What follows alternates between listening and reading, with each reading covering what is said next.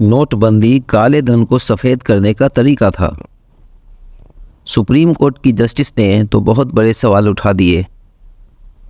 Demonetisation यानी नोटबंदी को संवैधानिक यानी कॉन्स्टिट्यूशनल करार देने वाले सुप्रीम कोर्ट की पीठ में बीवी नागरत्ना भी शामिल थी। अब वो इस मसले पर क्या क्या बोली हैं, आइए जानते हैं। सुप्रीम कोर्ट की जस्टिस बीवी नागरत्ना ने एक बार फिर नोटबंदी पर सवाल उठाए हैं। अब उन्होंने कहा है कि नोटबंदी के बाद 500 और 1000 रुपए के नोटों का लगभग 98% हिस्सा वापस रिजर्व बैंक के पास आ गया। तो काला धन खत्म कहाँ हुआ? उन्होंने इस काले धन को सफ़ेद करने का तरीका बताया। जस्टिस बीवी नागरत्ना शनिवार 30 मार्च को हैदराबाद में NALSR लॉ यूनिवर्सिटी में आयोजित अदालतों और संविधान के 5वें वार्षिक सम्मेलन में पहुंची थी। इस दौरान उन्होंने कई बड़ी बातें कहीं।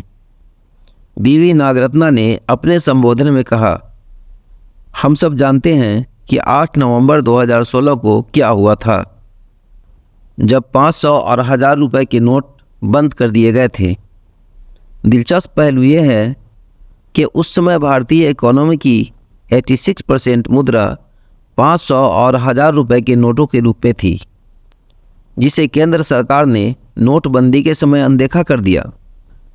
उन्होंने आगे कहा, उस मजदूर के बारे में सोचिए जो रोज़ अपनी दिन भर की मजदूरी के बाद 500 या 1000 रुपए का नोट पाता था और फिर शाम को उसे बदलता था, जिससे वो अपनी ज़रूरतों के सामान खरीद सके।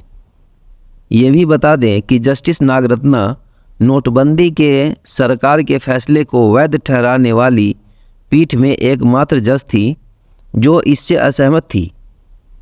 उन्होंने शनिवार को फिर दोहराया कि उन्हें नोटबंदी से असहमत होना पड़ा क्योंकि आम आदमी की परेशानियों ने उन्हें ऐसा करने के लिए मजबूर कर दिया था। उन्होंने राज्यपालों पर भी बड़ी बात कह दी। द हिंदू की एक रिपोर्ट के मुताबिक अपने संबोधन में जस्टिस नागरत्ना ने पंजाब के राज्यपाल से जुड़े मामले का भी जिक्र किया। लोगों द्वारा चुनी हुई सरकार के पारित विधेयकों पर राज्यपाल लंबे समय तक फैसला नहीं लेते। इस पर उन्होंने कहा कि राज्यपाल के ऑफिस की एक संवैधानिक प्रकृति होती है, जिसे समझना जरूरी है। उन्होंने महाराष्ट्र विधानसभा मामले को राज्यपाल के अतिरेक का एक और उदाहरण बताया। उन्होंने कहा कि राज्यपाल के पास शक्ति परीक्षण की घोषणा के लिए पर्याप्त आधार नहीं थे। हैदराबाद की NALSR लॉ यूनिवर्सिटी के जिस कार्यक्रम में जस्टिस नागरत्ना ये सब बोल रही थी, उसमें नेपाली सुप्रीम कोर्ट से जस्टिस सपना प्रधान मल्ला, पाकिस्तानी सुप्रीम कोर्ट से जस्टिस सैयद मंसूर अली शाह और तेलंगाना हाई कोर्ट के चीफ जस्टिस आलोक अरादे भी शामिल हुए थे। नोटबंदी काले धन को सफ़ेद करने का तरीका था।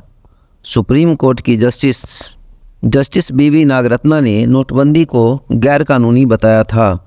सुप्रीम कोर्ट ने नोटबंदी पर क्या कहा था? सुप्रीम कोर्ट के 5 जजों की संविधान पीठ ने 2 जनवरी 2023 को नोटबंदी पर अपना फैसला सुनाया था। संविधान पीठ ने यह फैसला 4-1 के बहुमत से सुनाया था। Justice S Abdul Nazeer, BR Gavai, AS Bopanna और V राम सुब्रमण्यम का मानना था कि नोटबंदी की प्रक्रिया में कोई गड़बड़ी नहीं है, जबकि जस्टिस बीवी नागरत्ना ने इन लोगों से अलग राय दी थी और नोटबंदी के फैसले को गैरकानूनी करार दिया था। आपको बताते चलें कि 8 नवंबर 2016 की रात 8 बजे प्रधानमंत्री मोदी ने राष्ट्र के नाम संबोधन में नोटबंदी का ऐलान किया था। इसके बाद 500 और 1000 रुपए के नोट चलन से बाहर हो गए थे।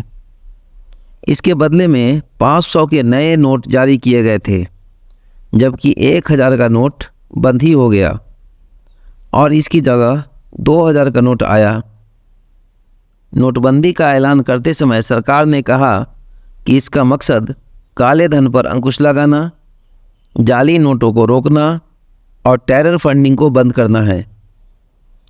नोटबंदी के फौरन बाद देश एटीएम से बाहर कतार में खड़ा हो गया था। अब आइए जानते हैं कि कौन है जस्टिस नागरत्ना, जिन्होंने नोटबंदी के फैसले को गैरकानूनी बता दिया। नोटबंदी पर 5 जजों की बेंच ने सुनवाई की। जस्टिस बीवी नागरत्ना ने बाकी 4 जजों से अलग राय रखी। नोटबंदी यानी डिमोनेटाइजेशन को लेकर हुई सुनवाई में सुप्रीम कोर्ट ने 2 जनवरी 2023 को फैसला सुनाया। 5 जजों की बेंच ने कहा कि नोटबंदी की प्रक्रिया गलत नहीं थी। 5 जजों की बेंच में से 4 जजों ने सरकार के फैसले को सही करार दिया। वहीं जस्टिस बीवी नागरत्ना ने इन 4 जजों से अलग अपना पक्ष रखा था। जस्टिस बीवी नागरत्ना ने कहा कि जिस तरह से नोटबंदी की गई वो गैर कानूनी है। उन्होंने कहा 8 नवंबर 2016 की अधिसूचना के तहत केंद्र सरकार द्वारा की गई नोटबंदी की कार्रवाई गैर कानूनी है, लेकिन फैसले के 6 साल बाद कुछ नहीं किया जा सकता। जस्टिस बीवी नागरत्ना की इन टिप्पणियों के बाद उनकी चर्चा हो रही है। पहली महिला चीफ जस्टिस हो सकती हैं।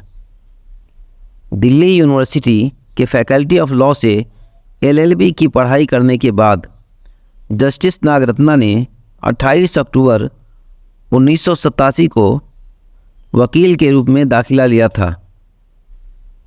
बेंगलुरु से अपने वकालत करियर की शुरुआत करने वाली जस्टिस नागरत्ना को पिछले साल 2021 में सुप्रीम कोर्ट में नियुक्त किया गया था। कुल 9 जजों में से 3 महिला जजों को सुप्रीम कोर्ट में नियुक्ति दी गई थी। जस्टिस नागरत्ना साल 2027 में भारत की पहली महिला चीफ जस्टिस बन सकती हैं। वो 25 सितंबर 2027 को भारत की 54वीं चीफ जस्टिस बन सकती हैं। इस पद पर वो 36 दिनों के लिए रहेंगी। दी लल्लन टॉप। इंडियन एक्सप्रेस की रिपोर्ट के मुताबिक इससे पहले वो कर्नाटक हाईकोर्ट में जज थीं। जस्टिस नागरत्ना ने अलग अलग क्षेत्रों के कानून की प्रैक्टिस की है।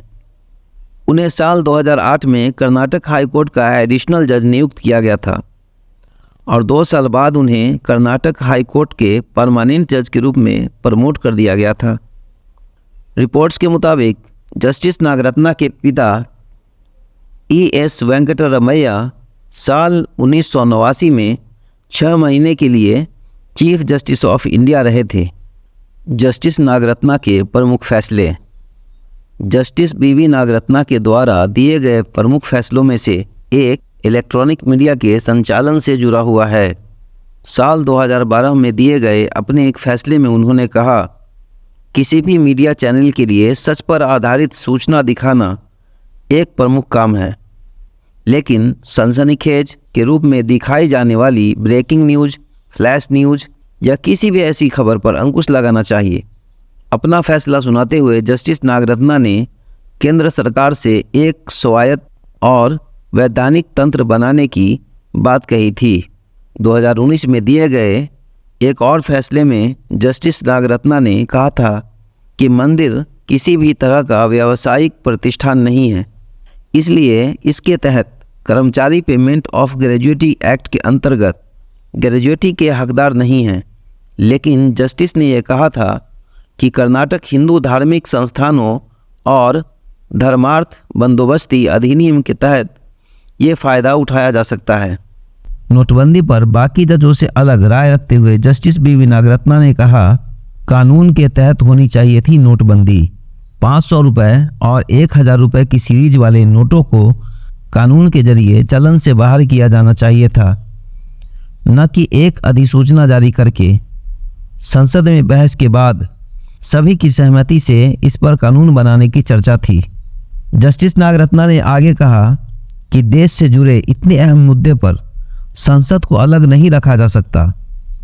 RBI और केंद्र सरकार ने जो जवाब दाखिल किए हैं उनमें विरोधाभास है। नोटबंदी का फैसला 24 घंटे में लिया गया था, जबकि इस प्रस्ताव को एक विशेष कमेटी के पास भेजा जाना चाहिए था। नागरत्ना ने कहा कि नोटबंदी के फैसले को आरबीआई ने स्वतंत्र रूप से नहीं लिया था। इस मामले में आरबीआई से केवल राय मांगी गई थी। हालांकि बीवी नागरत्ना के अलावा बेंच के सभी जजों ने माना कि नोटबंदी की प्रक्रिया सही थी।